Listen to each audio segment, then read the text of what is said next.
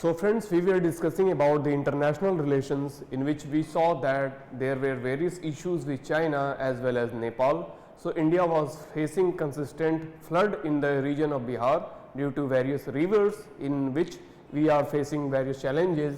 So we will look into various cases of such challenges. So in the region of Bihar, there was high frequency of flood in the South Asian region, which saw the large gap of various rivers which were seasonal and perennial coming from the Himalaya. So the river Kosi in the Bihar causes large flood and called as the sorrow of Bihar. Remember this fact. And large dependency on the rivers in India, having 14 major rivers, flood and livelihood and any interaction with variations in the riverine ecosystem has drastic impact, especially on the agriculture sector. Now, flood control mechanism is developed by Government of India as well as Nepal by creating various kind of dams which are a part of India-Nepal relationship. So we see that there is Kochi Mesi river project, then there is Mahakali river project in Nepal and India. Then there is a need for integrated approach by both the countries in order to develop the holistic program for the river and protecting India from persistent flood. Further, the infrastructure projects such as Brahmaputra with China and India and Bangladesh is also impacting the river flow and water concentration. Also, the river is highly vulnerable in nature and heavy dependence on the rivers along with the poverty and fragile nature of the economy makes the hazard destruction in the nature. Emerging threats like climate change and leading to global warming, declination of land and forest cover, that also leads to declination of the river water, and also reduction in the forest habitat leads to various challenges in the river ecosystem. Now we see that such rivers which are coming to India such as Ganges, Yamuna, Gomati, Ghagra, Gandak, Kosi, which bring heavy flood every year. Then a river in the system of Brahmaputra coming from China to India passing through Assam. We are having a Brahmaputra project and Bogeybill project. So यहाँ पे हमने Bogeybill project बनाया है in terms of river water. Then there is a river such as Kosi, Tista and this Tapti. Such rivers again makes the, and Barak river, such rivers again makes huge problem for the India, leading to flooding occasions time and again inside the territories and various states of India. So government is making the following projects. So India and Nepal is having the Kosi Treaty in 1954. Remember this treaty for your prelims point of view. 1954 में Kosi treaty लाई गई with India and Nepal. Then Mahakali Treaty, sharing water on river by the same name. Then India-Pakistan Treaty on Indus Water Treaty of 1960. This treaty was again in news by this government, as this government along with the Pakistani government was sharing to break down this treaty in order to share India's water to the Pakistan due to various hostilities created by Pakistan. And this treaty is again brokered by World Bank. Remember this important fact that India-Pakistan Treaty by China, Indus, Chenab, Jhelum to Pakistan, and three rivers Ravi, Beas and Satluj to India, that is separated by this treaty. Then for India, China, we have memorandum of understanding on river Brahmaputra, so that the river water sharing of Brahmaputra river should be properly and proportionately divided. Making of dam on the river Brahmaputra is again being curtailed by government. Then memorandum of understanding on hydrological data by river Satluj is again taken. Further expert level mechanism to discuss interaction and cooperation, provision for flood season, hydrological data and emergency management system is also done. Then in terms of Indo-Bangladesh relationship, what is there? That is Ganges Treaty, an agreement to share surface water at Farka barrage near the mutual border. Then the system of transmission of flood forecasting data on major rivers like Ganga, Tista, Brahmaputra, and Barak River. Now in terms of India and Bhutan, we are having a comprehensive scheme for hydropower projects. So India and Bhutan is having hydro projects. Remember this fact for your prelims as well as mains point of view, very important. Now next point is National Monument Monetization Pipeline NMP, which makes news for the month of August. That is, National Monetization Pipeline is a project taken by various activities of government in order to monetize various sectors which were lagging in COVID lockdown period, and there is provision to conversion of assets into economical value. जो भी पूंजीगत पड़े हुए assets थे, जो भी चल अचल संपत्तियां थीं, जो पड़ी हुई चीज़ें थीं, उनको मोनेटाइज करने के लिए their value based economical model is being done by the government of India, which will look into the asset monetization concept for private sector and institutional investor. यानी कि private institutions as well as the investor can purchase those assets and take into their monetary value and resell these assets into their market. Hence the monetization is a distinct shift from privatization to structural partnership. So monetization किस प्रकार का हो गया? That is not a direct investment but rather a structural partnership between the two nations and two companies, providing framework for the partnership in private and other sectors. It serves critical objective for development of infrastructure building such as buildings, roads, hospitals and other manufacturing units which any company wanted to establish in another countries or in India in various sectors, that can be pipelined through this. Then private sector efficiencies can be increased, creation of new sources that leads to revenue by unlocking value of hitherto unutilized, underutilized public assets. Remember this fact for your prelims point of view. This process consists of periodic transfer of brownfield infrastructure. So what is that brownfield infrastructure, friends? Brownfield infrastructure किसे कहते हैं? So those infrastructure projects that are at a beginning level of a stage. So beginning stage में जो project start हो चुके हैं और चल रहे हैं, वैसे प्रोजेक्टों को हम क्या कहते हैं? That is called as a brownfield infrastructure project, and that are being underutilized to unlock idle capital. So इसे इस्तेमाल करके जो पड़े हुए कैपिटल हैं, यूजलेस आइडल कैपिटल हैं, उन्हें हम रीयूटिलाइज कर सकते हैं.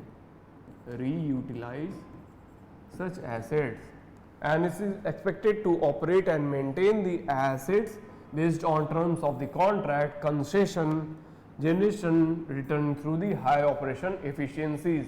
यानी कि वैसे assets जो काम में नहीं आ रहे थे and they were kept idle, now they are being monetized and being used by the government agencies, and funds that are derived the deployment of resources by government towards social sector. So fund का इस्तेमाल सामाजिक विकास निधि में किया जा सकता है. Under Union Budget of 2021 and 2022, Government of India further provides policy for the development of such idle assets by National Monetization Pipeline and providing the policy impetus to monetize those assets which are kept idle. So this is a very important national infrastructure pipeline which was announced in 2019. Now we see that how this infrastructure under infrastructure asset monetization works. So कोई भी infrastructure project है जो कि idle पड़ा हुआ है, मान लीजिए ये एक हॉस्पिटल बन रहा था और any factory was under construction और वो रुक गए थे. Now that project is sold by the existing asset base. उस एसेट बेस्ड की कैलकुलेशन होती है वैल्यू की, and that value is monetised by the existing asset. तो उस एसेट्स की उस पूंजी की उस चीज़ की जो भी मूल्य है उसको कोई भी प्राइवेट कंपनी दे के उस एसेट को परचेज कर सकती है, प्रोक्योर कर सकती है, and it can utilize it for their monetization process by creating anything new such as electronic gadgets such as auditorium, pools, recreation center, railways, airports, buses and so on. So it is very important part. Remember this fact for your prelims. Now what is the difference between the asset monetization, disinvestment, strategic disinvestment and privatization? Remember this fact very clearly. So इसलिए मैंने आप लोगों की समझ के लिए और याद रखने के लिए ऐसे चार्ट बना दिया. Now government ceded control over asset for certain period of time. जो भी assets हैं अगर वो idle पड़े हुए हैं सरकार उसे कुछ टाइम पीरियड के लिए अपने पास कर लेती है and that asset is taken by the government on a lease basis. Now disinvestment में क्या होता है? Government sells its asset to the private entities. Government अपने जो भी प्रॉपर्टीज हैं उनको प्राइवेट सेक्टर्स को, एंटरप्रेन्योर्स को, स्टार्टअप्स को बेच देती है under 51% of share holding. And strategic disinvestment is a process by which government sells its share to a corporation or a company under 50% of the higher share or even more than that. And privatization is selling of assets more than 51%. यानी कि किसी भी पूंजी के मूल्य का 51% से ज़्यादा को बेच देना किसी प्राइवेट कंपनी को, that is called as privatization. Now the value of ownership remains with the government in terms of asset monetization, but in terms of disinvestment again remains with government. In terms of the strategic disinvestment, very important, the ownership of the property goes to the public private partnership module, that is PPP. And in terms of privatization, total ownership goes to the private company. Okay, remember this difference. Now what are the management rights? Temporarily transferred to a private entities. किसी private entity को management right दी जाती है. It remains with the government in the disinvestment process. In strategic disinvestment it is transferred to the private entity, यानी कि उसकी जो value है, उसके जो अधिकार हैं, एग्रीमेंट में you see that there is written सर्वाधिकार सुरक्षित of that property. तो strategic disinvestment में उसके अधिकार प्राइवेट कंपनी को दे दिए जाते हैं. Again in terms of privatization the rights goes to a private companies. Remember this fact. Now asset monetization model goes for this flow chart. As you can see in the diagram that there is direct contractual approach. पहला direct contractual approach होता है. Then there is brownfield PPP models which is obligation to provide service, remains in the part of public authority and day-to-day management of the asset. Then it is divided into operation, maintain, transfer, then design, build and operate, transfer, build, finance, operate, transfer and operate, maintain and transfer. Further third parties operate, maintain and develop. उसको operate भी करना, साथ ही साथ उस asset को maintain भी करना and there is development of that asset such as airports. Okay, and remember this example of railways in terms of OMT, toll plaza for the roads and highways. Now in terms of structural financing models there is long term lease, जो लंबे अवधि के लिए किसी भी assets को transfer किया जाता है through government, that is a long term lease and can be adopted in case of sectors that are dependent on the other bodies such as telecom sector, okay, transportation and internet services and infrastructure services to a private party. Further infrastructure investment InvITs क्या होते हैं? InvITs are started in India 2014. Employed infrastructure assets owners, ऐसे assets owners जो कि private players हैं उनको directly diverse करना investment के terms में. And the next part is real estate investment trust, REITs. And this is again a part of project eligible to understand the structure of the project. Remember this fact. Now objective of national monetization pipeline, it aims to bring out clearly scale of financing through asset monetization. Asset monetization को scale को up करना. Second is phasing out the proposal monetization and capital generation through the medium term planning. So मध्यकालीन planning में asset को generate करने की कोशिश की जाती है. And third phase goes for guidance on asset project development and profile and method of monetization. किसी भी प्रोजेक्ट को डेवलप करना, साथ ही साथ उसको मोनेटाइज करने की प्रक्रिया थर्ड फेज में होती है. Then in fourth phase there is brief operational contours of project asset, lane kilometers of road and circuit kilometers in the roadways development. Remember these facts for the national monetization pipeline for your prelims as well as mains point of view.